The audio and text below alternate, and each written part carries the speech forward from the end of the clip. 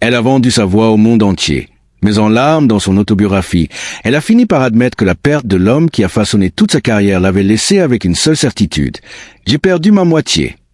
Aujourd'hui, à plus de 80 ans, la vie de Mireille Mathieu révèle un visage bien plus mélancolique que celui de l'icône glamour que le monde connaît. Une enfance marquée par la pauvreté extrême, des fiançailles brisées à quelques jours du mariage et un lien avec son manager Johnny Stark si intense que personne n'a jamais vraiment su s'il s'agissait d'amour ou de dévotion professionnelle. Dans cette vidéo, vous allez découvrir l'envers du mythe de la Piaf d'Avignon. Mais avant de comprendre pourquoi Mireille Mathieu n'a jamais réussi à se reconstruire pleinement après la mort de Johnny Stark, il faut d'abord répondre à une question essentielle. Qui était réellement cet homme qu'elle a un jour qualifié de son merveilleux ange? Pour le découvrir, il faut remonter à son enfance, dans une famille de 14 enfants à Avignon. Le 22 juillet 1946, à Avignon, naît celle que sa famille surnommera affectueusement Bimimi, Mireille Mathieu, l'aînée d'une fratrie immense de 14 enfants. Dans ce foyer modeste où chaque jour représente une véritable bataille pour la survie, son père Roger perpétue une tradition familiale vieille de 4 générations, celle de tailleur de pierre, dirigeant un atelier installé juste à l'extérieur du cimetière Saint-Véran. Sa mère, Marcelle Sophie, arrivée comme réfugiée de Dunkerque en 1944, porte quant à elle les cicatrices invisibles de la guerre, une union forgée par la résilience plutôt que par la facilité. Dans cette maison surpeuplée où chaque enfant doit lutter pour exister, le talent musical de Mireille s'impose pourtant comme une lumière singulière. Alors que ses enseignants déplorent son manque de concentration en classe, c'est dans le chant qu'elle trouve un refuge bien plus vaste que n'importe quelle leçon scolaire. Ce don se révèle pour la première fois publiquement lors d'une veillée de Noël en 1950. À seulement 4 ans, elle monte sur la scène de son église pour la messe de minuit, récompensée d'une simple sucette, sa toute première performance rémunérée, déjà annonciatrice d'un destin. Mais son parcours scolaire reste semé d'obstacles.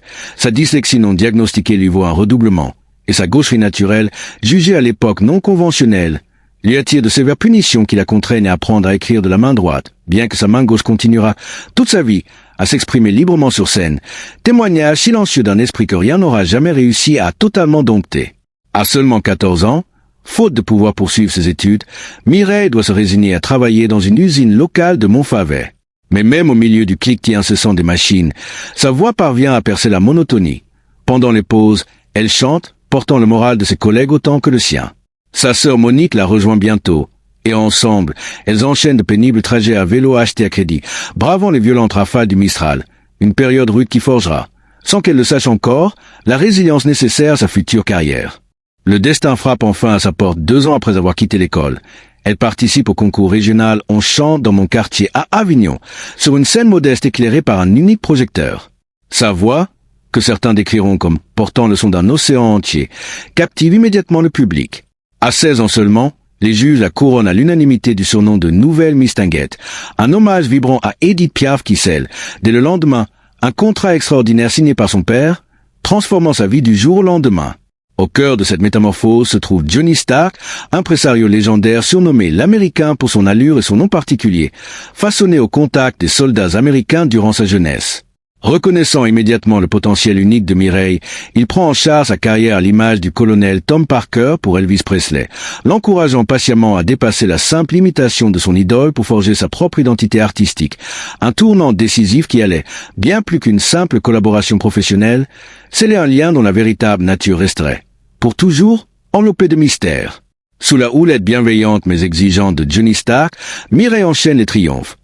Cette apparition consécutive à l'émission Télédimanche conquiert le cœur des téléspectateurs avant qu'elle ne signe, le 20 décembre de cette année charnière, un contrat avec Bruno Cocatrix, propriétaire de la mythique salle de l'Olympia. 2 jours plus tard seulement, elle y interprète 3 chansons d'Edith Piaf avec une intensité bouleversante. La presse la surnomme alors la Piaf d'Avignon, un titre rendant hommage à son mentor tout en célébrant la singularité de sa propre voix. Son ascension dépasse rapidement les frontières françaises. En 1967, elle se produit au légendaire London Palladium, devant la royauté britannique elle-même, sa version française de The Last Waltz devenant un véritable tube outre-Manche. Ses tournées s'étendent ensuite jusqu'au Canada et aux États-Unis, où elle croise notamment Elvis Presley et partage la scène avec Dean Martin et Frank Sinatra à Las Vegas. Mais ce rythme effréné a un prix. En février 1968, victime d'un grave accident de voiture en pleine tournée, elle se fracture une vertèbre, l'éloignant des scènes pendant 3 longs mois. Un accident accompagné d'un mot anonyme glaçant, laissant planer une menace inquiétante sur sa nouvelle célébrité. Mais c'est sa vie amoureuse, tout aussi captivante que mystérieuse, qui continue d'alimenter les spéculations. Au début des années 1980, elle se fiance à un homme incarnant richesse et élégance, mais seulement 3 jours avant la cérémonie prévue, rongée par la crainte de devoir sacrifier sa carrière pour fonder une famille, elle annule tout, choisissant une fois encore son art plutôt qu'une vie conventionnelle.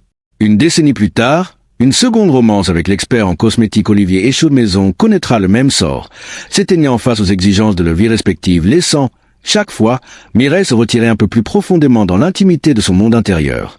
Au fil des années, les rumeurs entourant la vie sentimentale de Mireille ne cessent jamais véritablement de circuler. On y prête une possible liaison secrète avec Alain Delon, dont le simple nom suffisait à enflammer les passions en France, ou encore un trouble rapprochement avec l'acteur américain Patrick Duffy après un baiser donné à l'écran lors d'un duo télévisé au début des années 1990. Mais fidèle à elle-même, Mireille ne confirme ni ne dément jamais rien, laissant le public reconstituer seul les fragments épars de sa vie privée, jalousement protégée depuis l'enfance par sa famille, puis par sa sœur Monique, et surtout par la présence constante et vigilante de Johnny Stark. C'est justement la nature de cette relation avec Stark qui continue, plus que tout autre, d'intriguer ses admirateurs. Chaque fois qu'on l'interroge sur son influence réelle dans sa vie, Mireille répond toujours avec la même prudence calculée, laissant planer le doute. Mentor, figure paternelle, ou peut-être bien plus encore. Elle confiera un jour, dans une formule devenue célèbre, « Johnny Stark est mon merveilleux ange. Il a vécu pour moi, et tout simplement, je chantais pour lui. » Une phrase qui résume, à elle seule, toute l'ambiguïté fascinante de ce lien refusant catégoriquement toute étiquette simple. Lorsque Stark s'éteint brutalement d'une crise cardiaque en 1989, à seulement 66 ans, c'est un vide immense qui s'installe dans la vie de Mireille. Dans son autobiographie, elle confessera en larmes « J'ai perdu ma moitié ». Une phrase qui ne laisse planer aucun doute sur la profondeur véritable de cette relation, bien au-delà d'un simple lien professionnel. Aujourd'hui encore, son corps repose dans le tombeau familial du cimetière Saint-Véran à Avignon, devenu, malgré lui, le symbole silencieux et durable de leur union inséparable. Aujourd'hui âgée de plus de 80 ans, Mireille Mathieu continue pourtant de croire fermement en la possibilité de l'amour, fidèle à sa philosophie de toujours. L'amour est le plus beau sentiment au monde. Il n'est pas nécessaire de se marier pour aimer quelqu'un. Une conviction qui, après tant de romances inachevées et une perte aussi profonde que celle de Johnny Stark, continue d'intriguer ses fans à travers le monde, laissant en suspens cette question éternelle. Son cœur s'est-il, depuis, réellement rouvert à l'amour, ou est-il resté, à jamais, figé dans le souvenir de cet homme qu'elle n'a jamais cessé d'appeler son ange?